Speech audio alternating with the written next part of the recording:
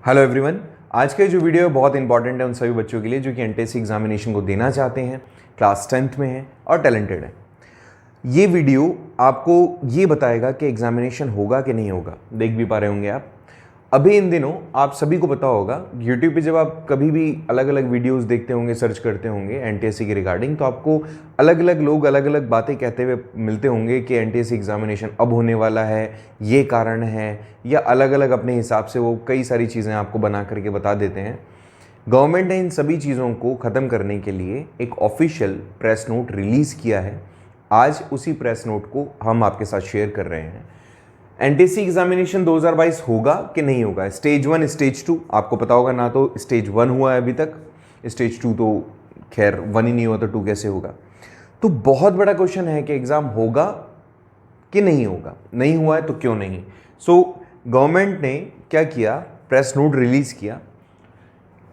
NCERT की official website पर 30 सितंबर को ये प्रेस नोट जारी किया गया और इसमें बताया गया, पहले तो जो चीज़ें इसमें हैं उसको हम जानते हैं।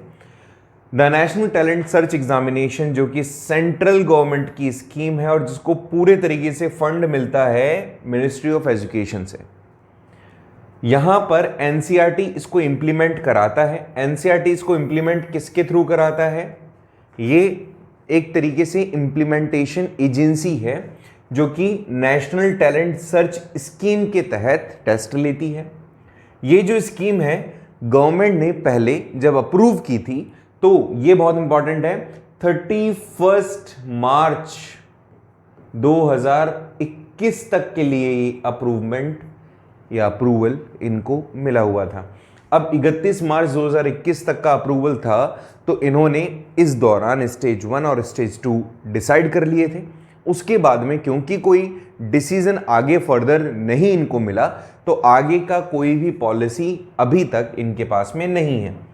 फर्दर इंप्लीमेंटेशन होगा कि नहीं होगा इस स्कीम का, अभी तक प्रेजेंटली इनके पास कोई भी अप्रूवल नहीं है।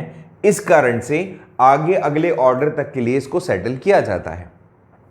इसको शॉर्ट में समझाऊं तो बहुत ही सिंपल फॉर्म में इन्होंने कहा कि एनटीएससी एग्जामिनेशन कराने के लिए मिनिस्ट्री ऑफ एजुकेशन इनको फंड देती है और उसके हिसाब से इनको एग्जामिनेशन कराना होता है। एनसीईआरटी तो जो एनसीईआरटी एक तरीके से एग्जाम कंडक्ट कराने का प्लेस है जहां पे ये जिनको अथॉरिटी मिली हुई है, ठीक है, एजेंसी है वो तो एक।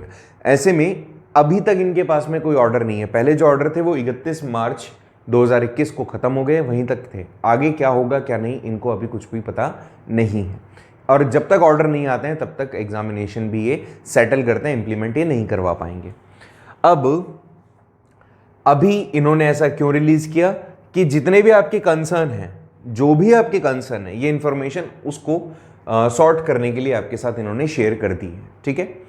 अब रीज़न है ऐसा गवर्नमेंट कर क्यों रही है? क्या एग्जामिनेशन ये ख़त्म कर देंगे, या एग्जामिनेशन अब आगे इस तरह का होगा ही नहीं, या किसी भी तरीके से एग्जामिनेशन के अंदर कुछ बदलाव करके एग्ज़ाम तो लेंगे? काफ़ी सारे क्वेश्चंस हैं। देखो, एक सबसे बड़ा जो मुझे इसके अंदर रीज़न लग रहा है वो ये है कि इन्होंने जब 2020 में नई एजुकेशन पॉलिसी 2020 में जुलाई मंथ आई थिंक, ठीक है, तो जुलाई 2020 में अनाउंसमेंट किया था इन्होंने न्यू एजुकेशन पॉलिसी का। अब उसके बाद में ऑलरेडी आपको पता है यहाँ पे जो डेट है जो मैं मैच कर पा रहा हूँ 31 मार्च 2021 है। तो जुलाई के अंदर नई एजुकेशन पॉलिसी का आना, उसका इम्प्लीमेंटेशन नेक्स्ट ईयर और next to next year implementation करवाना, ये चीज़ें काफ़ी इंटरलिंक है। मुझे एक रीज़न ये सबसे बड़ा लग रहा है कि नई एजुकेशन पॉलिसी के हिसाब से एग्ज़ाम का पैटर्न क्या रहने वाला है, किस तरह से एग्ज़ाम होना चाहिए, क्या क्या चीज़ें किस सीक्वेंस में पूछी जानी चाहिए, शायद अभी तक इसके ऊपर कोई प्लान नहीं बना है। दिस इज़ द रीज़न कि ये चीज़ डिले हो रही है। मेरे तरीके से अगर सोचा जाए तो ये एग्ज़ाम काफ़ी बड़ा है अपने आप में, और इस तरह से इसको आप ख़त्म नहीं कर सकते हो। ये एग्ज़ाम इस तरह से ख़त्म नहीं हो सकता है, ठीक है। सो ये एग्ज़ाम तो मुझे लग रहा है कि पूरी तरीके से तो गवर्नमेंट इसको हटाएगी नहीं, बट हाँ, इसके अंदर बदलाव ज़रूर कुछ करेगी, और वो जो बदलाव होने वाले हैं वो किस तरह से होंगे उसके लिए हमें थोड़ा सा वेट करना पड़ेगा, क्योंकि फर्दर ऑर्डर्स तक तो आपके एग्ज़ाम नहीं होंगे, ये बात तो तय हो गई है। तो तब तक हम क्या करें? जो बच्चे क्लास 10th में हैं, हमें ज़रूरी है हमारी प्रिपरेशन को पूरा रखना अच्छे से, क्योंकि ऑर्डर आने में टाइम नहीं लगता। और हो सकता है काफ़ी लंबा टाइम हो गया है तो प्लानिंग उस पर चल भी रही हो, ठीक है। तो आप तो इन सब चीज़ों को दिमाग से दूर रखो, आप अच्छे से अपनी तैयारी रखो। इसका बेनिफिट, क्योंकि बोलते हैं ना कि कोई भी चीज़ जो हम पढ़ रहे हैं वो कभी भी वेस्ट नहीं जाती, बेनिफिट आपको ज़रूर मिलेगा आपके बोर्ड एग्जाम्स में। एग्ज़ाम नहीं भी होता है तो, अगर होता है तो वी विल बी प्रिपेयर्ड। तो ऐसे में आपके कोई भी ऐसी क्वेरी हो जो अभी भी आपको कहीं कन्फ्यूज़न क्रिएट कर रही हो, टेलीग्राम चैनल के थ्रू आप हमें पर्सनल हमसे कांटेक्ट कर सकते हैं रिगार्डिंग ऑल सच। दूसरी चीज़ जो इम्पॉर्टेंट है, अलग अलग जो वीडियोस चल रही है उन सभी वीडियोस पे यूट्यूब पे जब आप देखते होंगे तो एक ही चीज़ को लेकर के लोगों के अलग अलग थॉट्स होते हैं। कभी भी ऑफिशियल न्यूज़ के अलावा किसी भी तरीके के अजम्पशंस पे, किसी भी तरीके के इमेजिनेशंस पे आप फोकस मत करिएगा। जो भी ऑफिशियल न्यूज़ है आपको केवल वही फॉलो करनी है।